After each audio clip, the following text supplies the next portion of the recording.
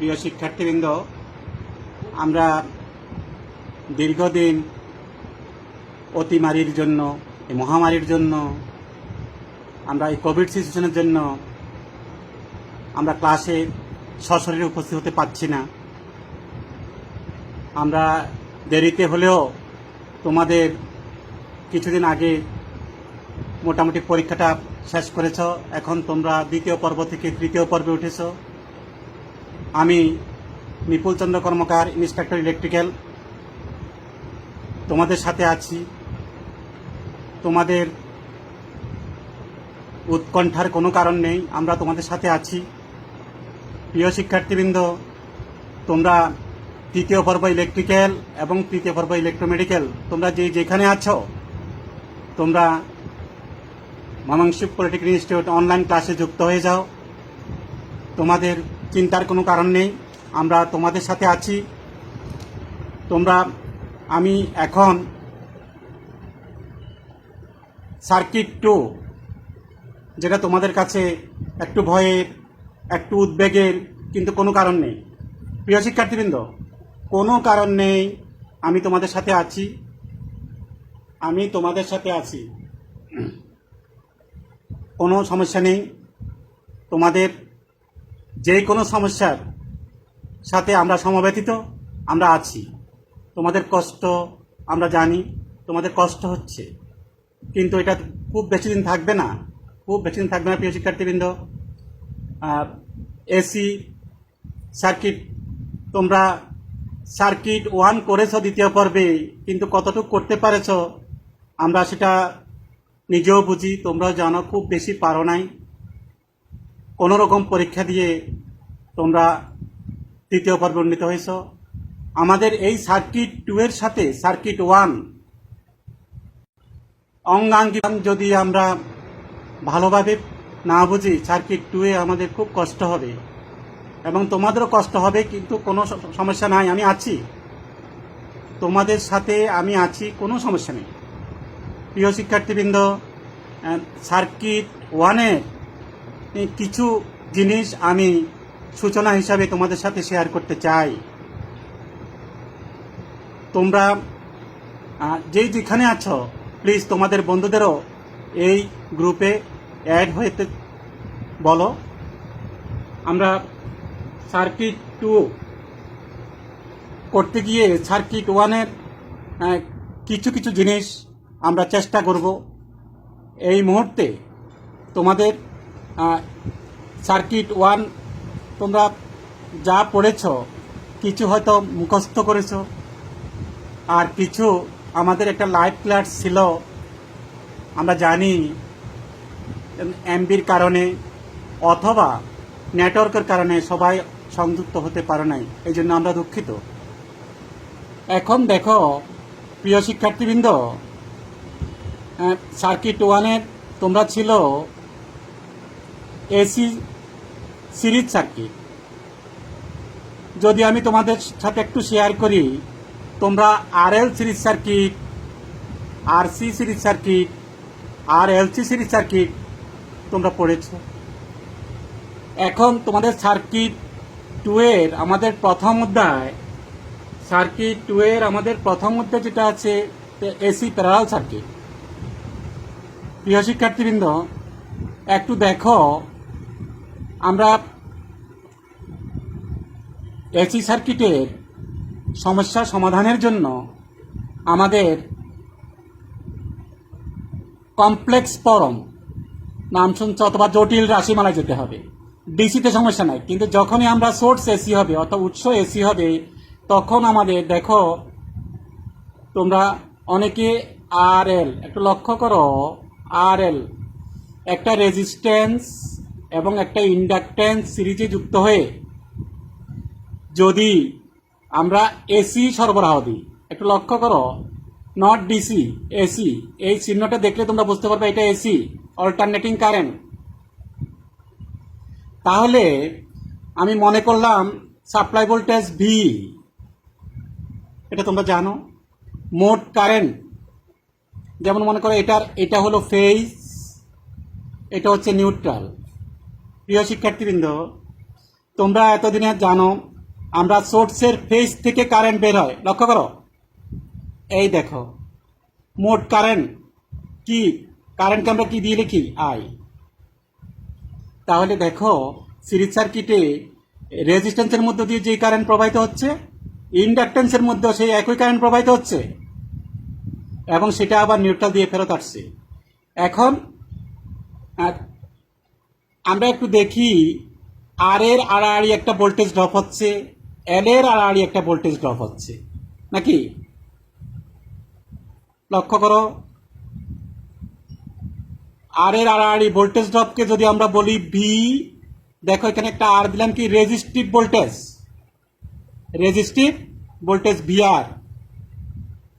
আর L এর আড়াআড়ি ভোল্টেজকে আমরা কি লিখবো, বিএল, ইন্ডাকটিভ ভোল্টেজ। তোমরা উচ্চারণগুলো একটু ভালো করে দেখবে। এবং এই দেখো ভি এর সাথে আরটা একটু নিচে, এটা সাবস্ক্রিপ্ট হিসেবে বসবে, এলটা একটু নিচে সাবস্ক্রিপ্ট হিসেবে বসবে। অনেকে তোমরা, আমি একটু দেখাচ্ছি, দেখো এইভাবে লিখি ফেলো, না এইভাবে লেখা যাবে না। এই এলটা হবে নিচে, ইন্ডাকটিভ ভোল্টেজ, রেজিস্টিভ ভোল্টেজ। এখন প্রিয় শিক্ষার্থী বন্ধুরা, তোমরা কি, অনেকের জানা আছে বিআর এর ফর্মুলাটা কি বলতে পারবা? বিআর সমান ওই যে আমাদের ওহমস ল, বিআর সমান আইআর, বিআর সমান আইআর। আর এল এর আড়াআড়ি যে ভোল্টেজ বিএল, বিএল সমান কি, তাই বলে কিন্তু আই এল লেখা যাবে না। এলটা হচ্ছে একটা বৈশিষ্ট্য, ইন্ডাকটেন্স। আর এসি সার্কিটে ইন্ডাকটেন্সের কারণে কারেন্ট প্রবাহে যে বাধার সৃষ্টি হয় তাকে বলা হয় ইন্ডাকটিভ রিয়াক্টেন্স। ওটাকে আমরা কি দিয়ে প্রকাশ করি, এক্স এল সাবস্ক্রিপ্ট হিসাবে, লক্ষ্য করো। তাহলে আমরা বিআর এর জন্য যেভাবে আইআর লিখছি, বিএল এর জন্য কিন্তু আমরা আইএল লিখবো না। আরটা সরাসরি বাধা, এলটা সরাসরি বাধা নয়। আমি কি বুঝাতে পারছি প্রিয় শিক্ষার্থী বন্ধুরা? এলটা সরাসরি বাধা নয়, ফ্রিকোয়েন্সির কারণে এল জনিত যে বাধা তাকে বলা হয় এক্সএল। তোমরা সার্কিট ওয়ানে পড়ছ, সবাই জানো এক্সএল সমান কি, 2πf এল। লক্ষ্য করো, এই ফ্রিকোয়েন্সির কারণে ইন্ডাকটেন্স জনিত যে বাধা সেটা হলো ইন্ডাকটিভ রিয়াক্টেন্স। তাহলে আমরা এখানে কি লিখতে পারি, আই এক্স এল।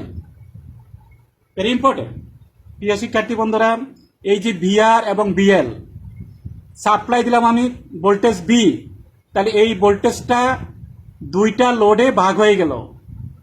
একটু লক্ষ্য করো, যদি ডিসি সার্কিট হইতো, আমরা কিন্তু এসি সার্কিট নিয়ে কাজ করতেছি, যদি ডিসি সার্কিট হইতো তাহলে আমরা বলতে পারতাম সিরিজ সার্কিটের বৈশিষ্ট্য অনুযায়ী, তাহলে মোট ভোল্টেজ কত, বি সমান সমান ভিআর যোগ বিএল। কিন্তু না, এসি সার্কিটে সেটা হবে না, ডিসি সার্কিট হলে হতো। এসি সার্কিটে এই দুইটা রাশির ভেক্টর যোগফল হবে। লক্ষ্য করো, এই যে ভেক্টর, এখানে ভেক্টর দিতে হবে, এখানে ভেক্টর দিতে হবে সরাসরি। মনে করো আমরা যখন প্র্যাকটিক্যাল করাবো সশরীরে, তোমরা দেখবা যে এই ভিআর এবং বিএল দুইটা ভোল্টমিটার দিব, দুইটা ভোল্টমিটারের সরাসরি যোগফল সাপ্লাই ভোল্টেজের সমান হবে না। কিন্তু ডিসি সার্কিটে এটা সমান হতো। ডিসি সার্কিটে কি হতো, সাপ্লাই ভোল্টেজ সমান বিভিন্ন লোডের ভোল্টেজের যোগফল, আর এখানে কি হবে, সেটা ভেক্টর যোগফল। কি হবে, ভেক্টর যোগফল। এই জন্য আমরা কি করি, তোমরা, আমি এসি সার্কিট 2 এর জন্য 1 এর সংক্ষিপ্ত একটা সূচনা আমি দিচ্ছি, এই জন্য তাহলে আমরা 2টা ভালোভাবে বুঝতে পারবো। এখন দেখো সিরিজ সার্কিটে তুমি লক্ষ্য করো, আর এর মধ্য দিয়ে যে কারেন্ট, এল এর মধ্য দিয়েও সেই কারেন্ট, অর্থাৎ সিরিজ সার্কিটে কারেন্ট সমান থাকে।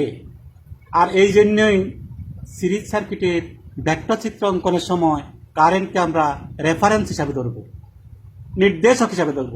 তাহলে দেখো আমি ভেক্টরটা অঙ্কন করতেছি, তাহলে রেফারেন্স কেন, রেফারেন্স এটা পরীক্ষায় প্রশ্ন আসে যে সিরিজ সার্কিটের ভেক্টর চিত্র অঙ্কনের সময় কোন রাশিকে রেফারেন্স ধরা হয় এবং কেন। প্রিয় শিক্ষার্থী বন্ধুরা, দেখো তোমরা ক্লাসগুলো যদি ঠিক মতো করো, অনেক প্রশ্নের উত্তর ক্লাসে পেয়ে যাবা। তোমরা কি বলবা যে যেহেতু সিরিজ সার্কিটের সকল লোডে কারেন্ট সমান থাকে, এই জন্য সিরিজ সার্কিটের ভেক্টর চিত্র অঙ্কনের সময় কারেন্টকে রেফারেন্স বা নির্দেশক অক্ষ হিসাবে ধরা হয়। ধরলাম এই দেখো এটা কি কারেন্ট। কারেন্টকে আমরা যে কোনো ভেক্টর আঁকার সময় একটা রেফারেন্স দরকার হয়, কারেন্টকে আমরা রেফারেন্স হিসেবে ধরলাম। আচ্ছা, তোমরা সার্কিট ওয়ানে ক্লাস করেছ বা বইতে পড়েছ, বলতো এই কারেন্টের সাথে একই অক্ষে অবস্থান করে কে?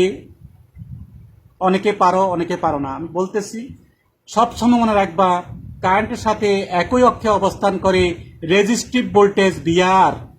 কে? Resistive voltage VR. কারণ রেজিস্টিভ সার্কিটে আমরা জানি কারেন্ট এবং ভোল্টেজের মধ্যে কোনো কৌণিক ব্যবধান থাকে না। এই দেখো একই অক্ষে অবস্থান করবে কে? বিআর। এর নাম কি? Resistive voltage. আর ইন্ডাকটেন্সের ধর্ম কি? আমাদের আরেকটা ভোল্টেজ রয়েছে, দেখো ইন্ডাকটেন্সের প্রধান ধর্ম হলো কারেন্টকে বাধা দেওয়া, যার কারণে ইন্ডাকটেন্সের আড়াআড়ি ভোল্টেজ সবসময় কারেন্ট থেকে 90 ডিগ্রি আগে থাকে, কারেন্ট থাকে 90 ডিগ্রি পিছনে। তাহলে কোথায় হবে? দেখো রেফারেন্স অ্যাক্সিস বরাবর 90 ডিগ্রি উপরে। একটু লক্ষ্য করো শিক্ষার্থী বন্ধুরা, কোথায়? 90 ডিগ্রি আগে। তাহলে সাথে সাথে আমরা আরো একটি জিনিস শিখে গেলাম, ইন্ডাকটিভ সার্কিটে কারেন্ট অপেক্ষা ভোল্টেজ 90 ডিগ্রি আগে থাকে। তাহলে এটাকে আমরা এখন কি লিখবো? কোন ভোল্টেজ এটা? Inductive voltage BL. Inductive voltage BL. Inductive voltage BL. এখন বিআর এবং বিএল কে সন্নিহিত বাহু ধরে আমরা একটা আয়তক্ষেত্র অঙ্কন করি। একটু লক্ষ্য করো, আমরা একটা আয়তক্ষেত্র অঙ্কন করি। কি? রেজিস্টিভ ভোল্টেজ ভিআর এবং ইন্ডাকটিভ ভোল্টেজ বিএল কে সন্নিহিত বাহু ধরে একটি আয়তক্ষেত্র অঙ্কন করি। এখন আয়তক্ষেত্রের কর্ণ, এই যে মনে করো একটা ও বিন্দু, ও বিন্দুতে দুইটা বাহু আছে ভিআর এবং বিএল। এখন একটা কর্ণ অঙ্কন করি। লক্ষ্য করো, একটা কর্ণ অঙ্কন করলাম। তাহলে এখন বলো এই কর্ণটার মান কি হবে? ওই যে supply voltage B, supply voltage B. এতটুকু বুঝতে পারছো কিনা? এখন আসো, তোমরা আরো জানো যে আমরা পাওয়ার ফ্যাক্টর বলে একটা কথা বলি। পাওয়ার ফ্যাক্টর তোমরা ইতিমধ্যে জানো, কস থিটাকে আমরা পাওয়ার ফ্যাক্টর বলি। এটার আরো সংজ্ঞা আছে, 2-3টা আমরা বলবো। এখন এটা হলো পাওয়ার ফ্যাক্টর, কিন্তু এই যে থিটা হলো পাওয়ার ফ্যাক্টর অ্যাঙ্গেল বা পাওয়ার ফ্যাক্টর কোণ। এখন এই চিত্রে থিটা কোনটা হবে আমরা অনেক সময় ভুল করে ফেলি। প্রিয় শিক্ষার্থী বন্ধুরা, দেখো কারেন্ট এবং সাপ্লাই ভোল্টেজের মধ্যবর্তী যে কোণ, কারেন্ট এবং সাপ্লাই ভোল্টেজের মধ্যবর্তী যে কোণ, সেটাই হইতেছে পাওয়ার ফ্যাক্টর অ্যাঙ্গেল। প্লিজ একটু ভালো করে মনে করো, ভালো করে মনে রাখো, কারেন্ট এবং ভোল্টেজের মধ্যবর্তী কোণটাই হইতেছে পাওয়ার ফ্যাক্টর অ্যাঙ্গেল।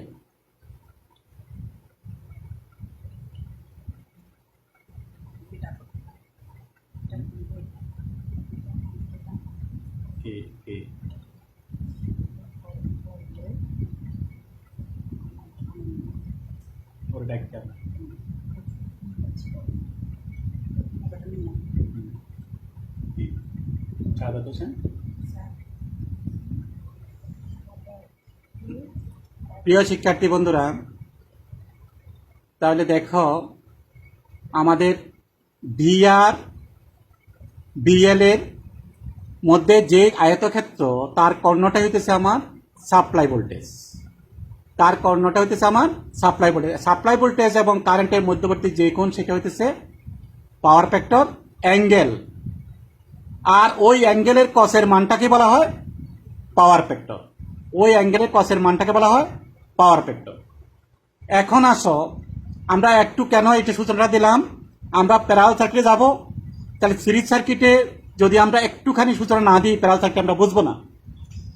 এখন আসো, যদি এখন এখান থেকে এটা হচ্ছে ভোল্টেজ ভেক্টর, লক্ষ্য করো। এই যে ও ভি বিআর, এটা হচ্ছে ভোল্টেজ ভেক্টর। এখন যদি আমরা ইম্পিডেন্স ত্রিভুজ, তোমার নাম শুনছো, ইম্পিডেন্স ত্রিভুজে আমরা যেতে চাই, আসো দেখি আমরা বিআর এর ফর্মুলাটা বসাই। বিআর সমান কি? আইআর। আর এসি সার্কিটের সম্মিলিত বাধাকে কি বলে? প্রিয় শিক্ষার্থী বন্ধুরা, তোমরা ইম্পিডেন্সের নাম শুনছ? ইম্পিডেন্স, ইম্পিডেন্স,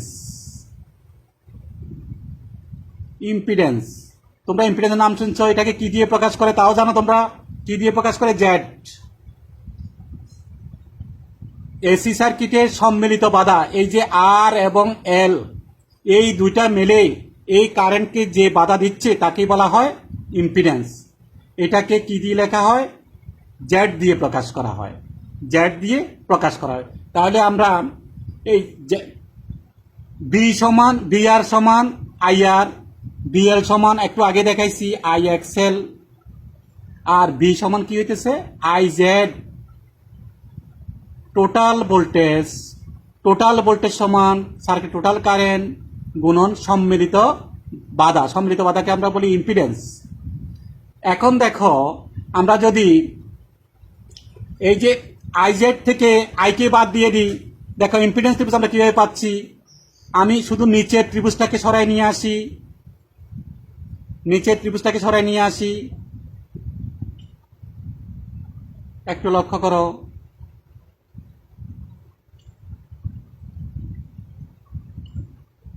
এই বাহুটাকে, এই বাহু সেম। দেখো এটা যদি আই এক্সেল হয়, এটাও আই এক্সেল, একই বাহু। তাহলে এটা আই এক্সেল, আর এটা কি ছিল? I Z.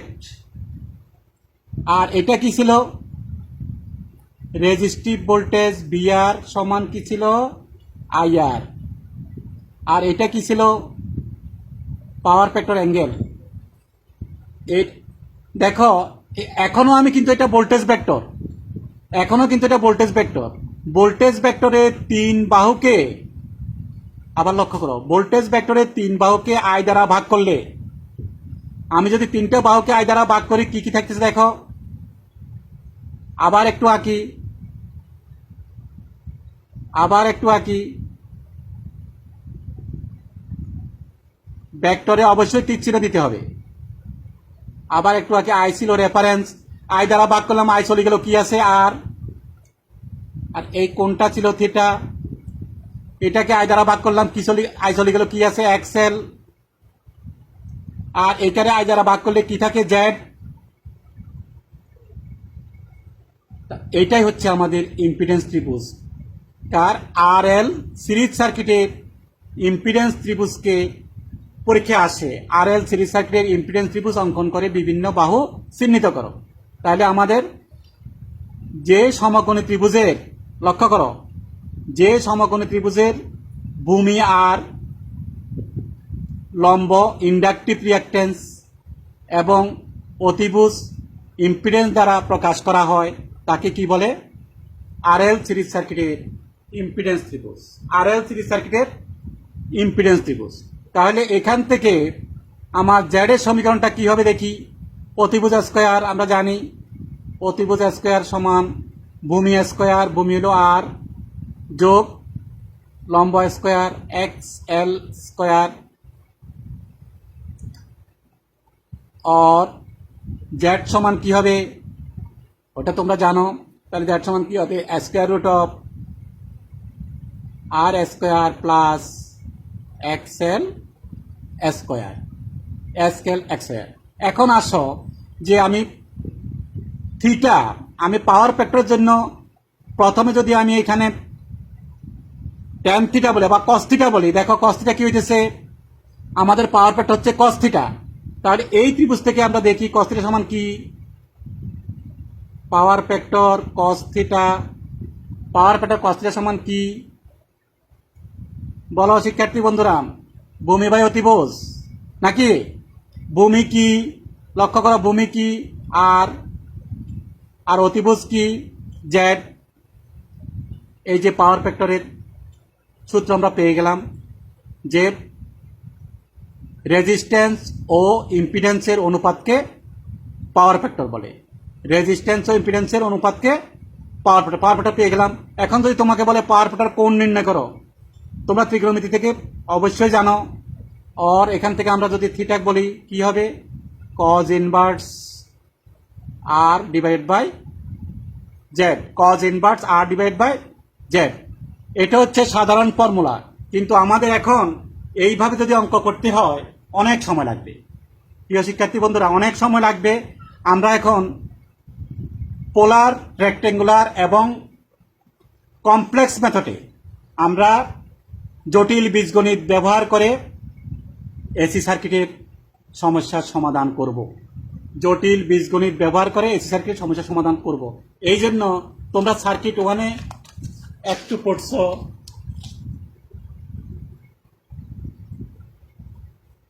আমি দেখতেছি কল্লোল, কল্লোল তোমার কি ঘুম পাচ্ছে? কেন তোমার ঘুম পাচ্ছে কেন? কমেন্টে জানাও। তোমার কোন কারণে ঘুম পাচ্ছে তুমি কমেন্টে জানাও। তোমার আমি দেখবো, তোমার নামটা আমি এন্ট্রি করলাম, তোমার কেন ঘুম পাচ্ছে আমি দেখব। আমি তোমার নাম এন্ট্রি করলাম, তুমি কমেন্টে জানাও কেন তোমার ঘুম পাচ্ছে। প্রিয় শিক্ষার্থী বন্ধুরা, এখন আমরা কমপ্লেক্স, সবার কমেন্ট আমি দেখতেছি, আমি সবার কমেন্ট দেখতেছি। কল্লোলের কেন ঘুম পাচ্ছে সেটা আমি দেখব। প্রিয় শিক্ষার্থী বন্ধুরা, এখন আমরা দেখি কমপ্লেক্সটা কি জিনিস। লক্ষ্য করো, তোমরা তো কোয়াড্রেন্ট ত্রিকোণমিতি তো দেখছো, কোয়াড্রেন্ট বুঝো। তোমরা একটা কথা খেয়াল রাখবা, আমাদের ভেক্টর ঘুরে ঘড়ির কাঁটার বিপরীত দিকে। এখন তো তোমরা ঘড়ির কাঁটা বললেও অনেকে বুঝবে না, নাকি ডিজিটাল ঘড়ি। দেখো তো এই চিহ্নটা দিয়ে কি বুঝতেছ? এটা অ্যান্টি ক্লকওয়াইজ বা ঘড়ির কাঁটার বিপরীত দিক। তোমাদের যাদের কাঁটাওয়ালা ঘড়ি আছে এখনই দেখে নাও, আমাদের ঘড়ির কাঁটা হচ্ছে কিন্তু ডান দিকে। এই দেখো এইভাবে ঘুরে, এইভাবে। কিন্তু আমি যে চিহ্নটা দিয়েছি এখানে সেটা কিন্তু ঘড়ির কাঁটার বিপরীত দিকে। ঘড়ির কাঁটার আমাদের, এটা ভালো করে মনে রাখো এখন থেকে, আমাদের ভেক্টর কোন দিকে ঘুরে? ঘড়ির কাঁটার বিপরীত দিকে, অ্যান্টি ক্লকওয়াইজ, বা এটাকে কাউন্টার ক্লকওয়াইজও বলে, ঘড়ির কাঁটার বিপরীত দিকে বলে। এটাকে দেখবা ইংরেজি বইতে CCW লেখা আছে। লক্ষ্য করো বন্ধুরা, CCW মানে কি? কাউন্টার ক্লকওয়াইজ বা অ্যান্টি ক্লকওয়াইজ। তাহলে এখন লক্ষ্য করো, আমি যদি এই যে একটু আগে যে ইম্পিডেন্স বললাম জেড, এই জেডকে যদি আমরা কমপ্লেক্স অ্যালজেব্রা দিয়ে লিখি, তোমরা দেখেছ কি লেখা যায়? আর প্লাস জে অফ এক্সেল। দেখো তোমরা পিওর ম্যাথে করছো আই অপারেটর, আই দিয়ে করছো ইমাজিনারি নাম্বার বা কাল্পনিক অংশ। এটাকে বলা হয় বাস্তব অংশ, আর এটাকে বলা হয় যে অংশে আই বা জে থাকে তাকে বলা হয় কাল্পনিক অংশ। আচ্ছা, তোমরা বলতে পারো স্যার আমরা ম্যাথে পড়ছি আই, কিন্তু এখানে কেন জে অপারেটর হলো? এটাকে বলা হয় জে অপারেটর, ম্যাথে করছো তোমরা আই অপারেটর। তোমাদের কি মনে আছে আই সমান কি বলতো? ম্যাথে করছো অবশ্যই স্কয়ার রুট অফ -1। এটা একটা কাল্পনিক রাশি। আচ্ছা, আমাদের ইলেকট্রিক্যালে আই দ্বারা আবার কি বোঝানো হয়? কারেন্ট। তাহলে ওখানে হইতেছে এটা ইমাজিনারি নাম্বার, আবার আমাদের কারেন্টের ক্ষেত্রে আই। এই দুইটার কি হয়ে যাবে? কনফিউজড হয়ে যাবে। এই কনফিউশনটা এড়ানোর জন্য আমাদের এই আই অপারেটরকে একই জিনিস আমরা কি বলি? J operator. ক্লিয়ার? এটা মাথায় রেখো কিন্তু।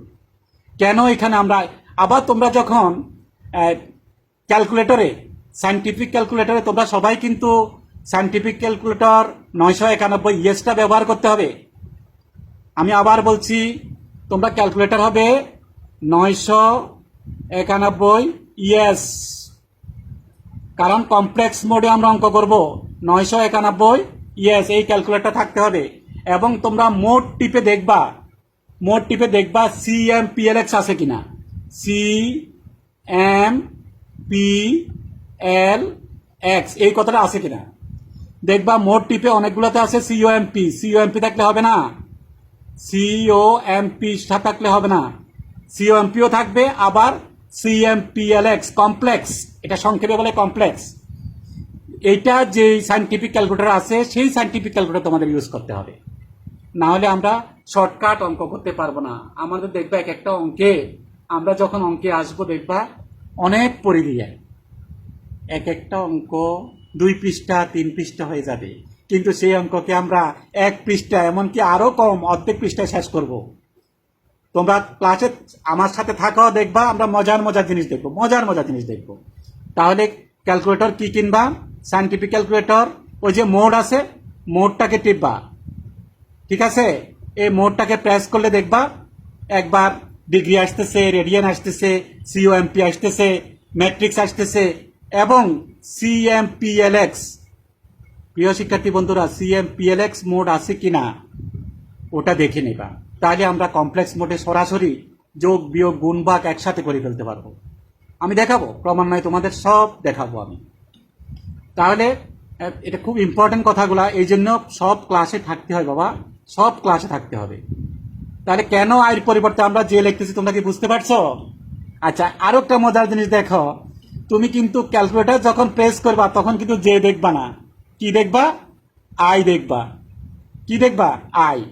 আচ্ছা, সেখানে মনে করো আমরা যদি লিখতে হয়, যেমন মনে করো আমি লিখলাম আর এর মান 10, একটু দেখো প্রিয় শিক্ষার্থী বন্ধুরা, প্লাস আমরা খাতায় যেটা লিখবো যে মনে করো 5, ওকে, আমরা 10 প্লাস জে 5, এটা একটা রেক্টেঙ্গুলার ফর্মুলা, তোমরা সবাই জানো। আমি একটুখানি আজকে সূচনাতে আসি, এই জন্য আমি আগামী দিন থেকে প্যারালাল সার্কিটে চলে যাব, তখন দেখবা জিনিসগুলো আরো একটু একটু হালকা জটিল লাগবে। তাহলে তোমরা ক্যালকুলেটর যখন অন করবা, কমপ্লেক্স মোডে যাবা, তখন তোমরা প্রথমে 10 লিখবা, ওকে 10 এসে গেল, প্লাসও দিবা। প্রিয় শিক্ষার্থী বন্ধুরা, তোমরা অনেকে জানো, যারা জানো না প্লাসও দিবা। এরপরে তুমি যে খোঁজ করলে পাইবা না, আমাদের আই আছে, এক এক ক্যালকুলেটরে এক এক রকম। আমি তোমাদেরকে যে কথাটা বলছিলাম যে 991 ইয়ের যেটা, সেখানে আমরা দেখো শিপ, উপরে শিপ একটা কথা আছে দেখো ক্যালকুলেটরে, SHIFT, তোমরা সবসময় ক্যালকুলেটর নিয়ে বসতে হবে, ক্যালকুলেটর ছাড়া আমরা একদিনও পার করতে পারবো না। এই শিপটা টিপে তারপরে দেখবে ইএনজি আছে, ইএনজি, ইএনজি ঠিক বললাম, প্রথমে 10, তারপরে প্লাস, তারপরে আমরা এই যে লিখবো না, কি লিখবো? 5 লিখবো, আগে আগে কি লিখবো? 5, তারপরে কি করব? 5 এর পরে শিপ, শিপ দেওয়ার পরে ইএনজি, ইএনজি টিপ দিবার পরে দেখবে 5 এর সাথে এরকম একটা আই চলে আসছে। তোমরা যাদের ক্যালকুলেটর সাথে আছে এখনো ট্রাই করে দেখতে পারো, আমি সেই ক্যালকুলেটর ইউজ করে আগামীকাল থেকে তোমাদের সমস্যার সমাধান করব, আরো ক্লিয়ার হবে। প্রিয় শিক্ষার্থী বন্ধুরা, খুব ইম্পর্টেন্ট জিনিস, আমরা যদি জটিল মোডে, কমপ্লেক্স মোডে যদি ক্যালকুলেটর চালাতে না পারি, তাহলে সার্কিট 2 থেকে আমরা কিছুই আশা করতে পারবো না। আমি কি বুঝাইতে পারছি? আমরা এমন এক সাইন্টিফিক ক্যালকুলেটর ইউজ করব যেটার মধ্যে ওই প্রথমে বললাম মোড প্রেস করে দেখবা সিএমপিএলএক্স আছে কিনা, তাহলে আমি আশা করতেছি তোমরা কমপ্লেক্স অ্যালজেব্রা সহজে করতে পারবা। তাহলে যেই ভুলগুলো আমরা করি, আমরা লিখবো যে দিয়ে, পরীক্ষার খাতায় তুমি আই লিখতে পারবে না, লিখবো যে দিয়ে, কিন্তু কিভাবে আনবে? প্রথমে তুমি 10 টিপলা, ওকে, তারপরে প্লাস যেভাবে আছে, তারপরে কি যে প্রেস করবা না, প্রেস করবা কি 5 এর পরে কি করবা? শিফট দিয়ে ইএনজি, তাহলে 10 প্লাস 5 আই কথাটা আসবে। আমি কি বুঝাতে পারলাম? এটা হচ্ছে রেক্টেঙ্গুলার ফর্ম। রেক্টেঙ্গুলার ফর্ম কিভাবে বুঝবো? যেখানে যে যুক্ত রাশি আছে, প্রিয় শিক্ষার্থী বন্ধুরা, যেখানে যে যুক্ত রাশি আছে সেটাই হচ্ছে রেক্টেঙ্গুলার। আবার তুমি বলতে পারো, দেখো আমি মাঝে মাঝে দেখবা জেড সমান এরকম আছে, জেড সমান শুধু -J20, জেড সমান মাইনাস J20। প্রিয় শিক্ষার্থী বন্ধুরা তোমরা বলো তো এটা কি রেক্টেঙ্গুলার না আমাদের দুইটা ফর্ম আছে, একটা হচ্ছে রেক্টেঙ্গুলার ফর্ম। আমরা আজকে রেক্টেঙ্গুলার ফর্ম নিয়ে কথা বলতেছি। আমরা আজকে কোনটা কথা বলতেছি? রেক্টেঙ্গুলার ফর্ম নিয়ে।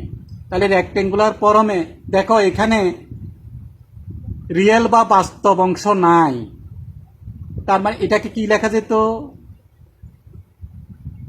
জেড সমান 0 মাইনাস J20। ক্লিয়ার? তাহলে 0 থাকা না থাকা একই কথা, কিন্তু তুমি যখন তুমি এটাকে কমপ্লেক্স মোডে আনবা তখন কি করবা? তুমি একটা 0 লিখতেও পারো, অথবা ডাইরেক্ট মাইনাস। দেখো প্রথমে 0 প্রেস করো, তারপরে মাইনাস প্রেস করো, তারপরে 20 প্রেস করো, তারপরে শিফট দিয়ে ইএনজি প্রেস করো, সাথে একটা এখানে যে আছে কিন্তু কি আসবে? আই চলে আসবে। এবং এটাকে আমরা পোলারে সরাসরি নিতে পারবো।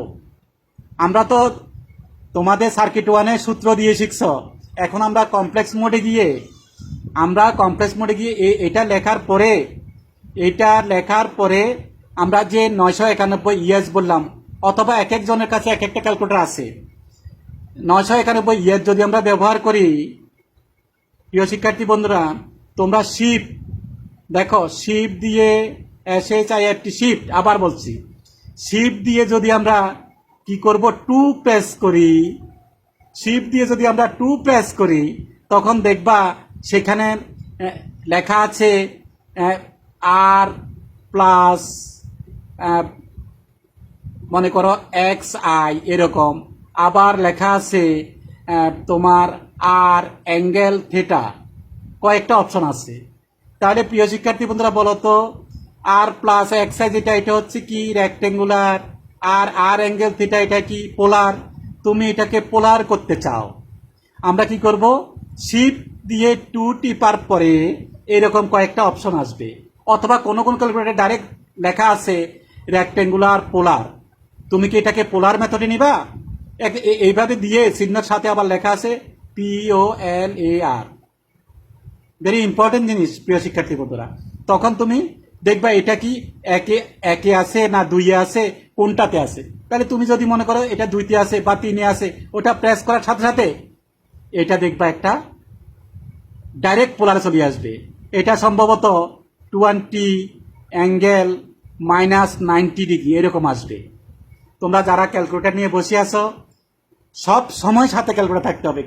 সার্কিট 2 ক্যালকুলেটর ব্যতীত অচল। তোমরা সার্কিট 2 বইটা অনেকে কিনেছ, বিভিন্ন রাইটার আছে, যে রাইটার হোক আমার কোনো অসুবিধা নাই। প্রিয় শিক্ষার্থী বন্ধুরা সার্কিট 2 বইটা বাংলায় বাজারে বিভিন্ন রাইটার আছে, হক প্রকাশনী আছে, টেকনিক্যাল প্রকাশনী আছে, RS প্রকাশনী আছে। আমি তোমাদেরকে এটা বলবো না যে কোনো রাইটার একটু বেশি লিখছে, কোনো রাইটার একটু কম লিখছে, কেউ একটু অঙ্ক বেশি লিখছে, কেউ থিওরি বেশি লিখছে, ওটা। তবে একটা কথা খেয়াল রাখো, বাংলা বইতে অনেক ভুল আছে বাবা, বাংলা বইতে অনেক ভুল আছে। আমি সেই ভুলগুলা তোমাদের যখন ফিজিক্যাল ক্লাসে আসব, আমরা আশা করতেছি খুব শীঘ্রই আমরা ফিজিক্যাল ক্লাসে আসব, আমি সব ঠিক করে দেব। তোমরা আপাতত আমার এই অনলাইন ক্লাসে থাকো। তাহলে ক্যালকুলেটার সবাই নিয়ে বসতে হবে। ক্যালকুলেটারে সম্ভবত 20 অ্যাঙ্গেল মাইনাস ডাইরেক্ট চলে আসবে। আর যদি আমরা সূত্র দিয়ে করতে হতো, তোমরা কি প্রথম সার্কিট 1-এ কি স্যাররা বলছিল কি না? দেখো এই মনে করো আসলো জেড সমান 10 প্লাস J20। তাহলে আমরা কি করতাম? জেড সমান কি করতাম? স্কোয়ার রুট অফ, একটু ভালো করে লক্ষ্য করো, প্রথম রাশির বর্গ যোগ জে ব্যতীত দ্বিতীয় রাশির বর্গ। তারপরে কি ছিল? এইভাবে দেখো একটা কোণ ছিল, তারপরে কোণের ভিতরে কি? Tan inverse. মনে রাখতে হবে এগুলা। ট্যান ইনভার্স উপরে কি হবে? উপরে জে ব্যতীত দ্বিতীয় রাশি সাইন ছ। দেখো এখানে কিন্তু প্লাস আছে, প্লাস বসাইতে হয় না, যদি মাইনাস থাকতো মাইনাস বসাইতে হইতো। জে ব্যতীত দ্বিতীয় রাশি ডিভাইডেড বাই প্রথম রাশি কি 10।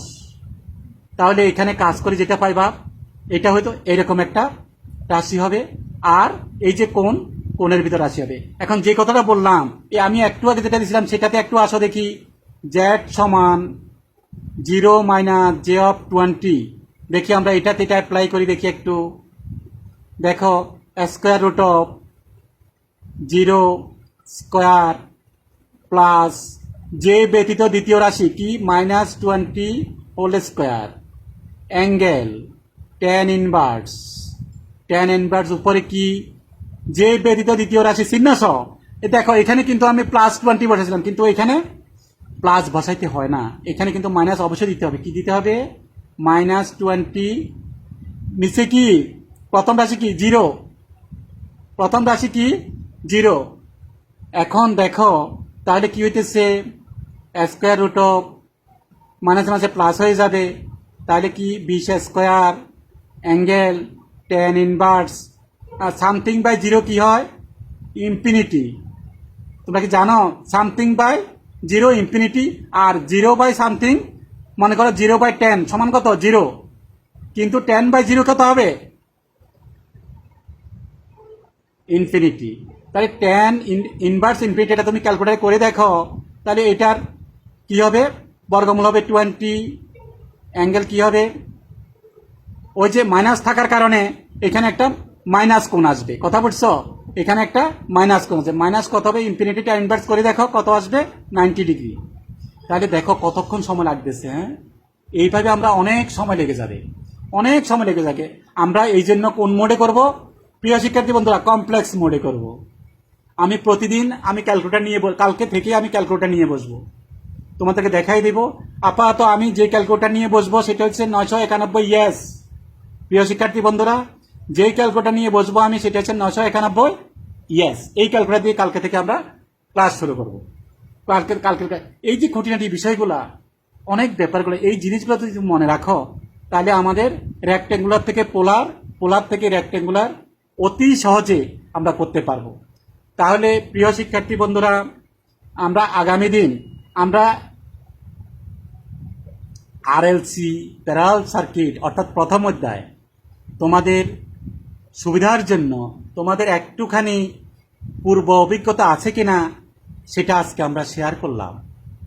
আমরা কি করব আগামী দিন থেকে আরও একটু জটিল লাগবে, কিন্তু আমি আছি তোমাদের সাথে, জটিল লাগবে না, আমি সহজ করে দেব।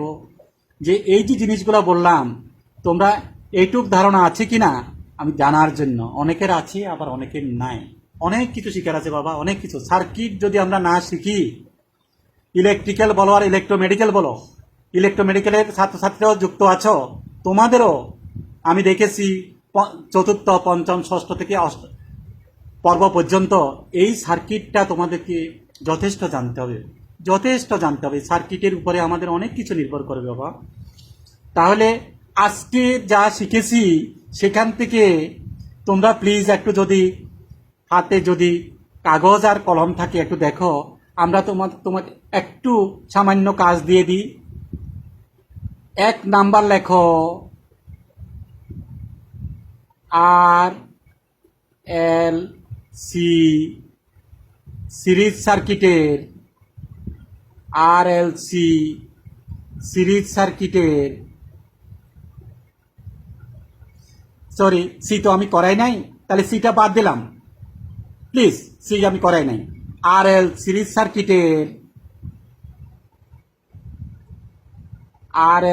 সার্কিটের ভোল্টেজ ভেক্টর,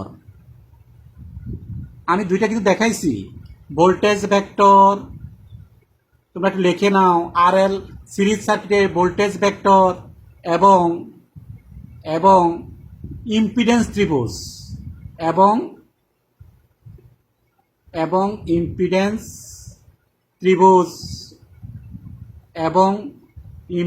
ত্রিভুজ অঙ্কন করো। ইম্পিডেন্স ত্রিভুজ অঙ্কন করো। 2 নাম্বার প্রশ্নটা প্লিজ শিক্ষার্থী বন্ধুরা একটু লেখো। সিরিজ সার্কিটের সিরিজ সার্কিটের ভেক্টর চিত্র অঙ্কনের সময় সিরিজ সার্কিটের ভেক্টর চিত্র অঙ্কনের সময়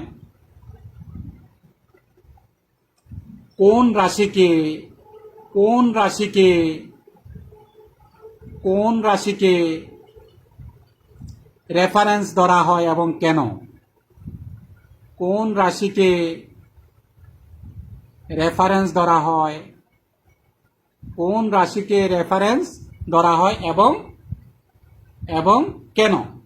এই দুইটা তোমরা সেশনাল খাতায় উঠে রাখবা। আমরা যখন ক্লাস শুরু হবে আমি দুইটা ক্লাসে দেখব। আমার একটা খাতা আজকে থেকে তোমরা একটা খাতা করে ফেলো, ওই খাতায় আমি যে ওয়ার্কগুলো দিব ক্লাস শেষে সেই ওয়ার্কগুলো তুমি উঠাইবা প্লিজ। তাহলে প্রিয় শিক্ষার্থী বন্ধুরা, আজকে আমরা এই পর্যন্ত। তোমরা কমেন্টে তোমাদের যা জানতে চাও আমাকে ইনবক্স করো, আমাকে কমেন্ট করো। আমি চেষ্টা করব তোমাদের সব কমেন্ট বক্সে দিবা, আমি উত্তর দেওয়ার চেষ্টা করব। Thank you. সবাই ভালো থাকো, সুস্থ থাকো। এখানে একটা ব্যাপার আছে, আস্তে আস্তে আমার করে দাও, আমি পারি।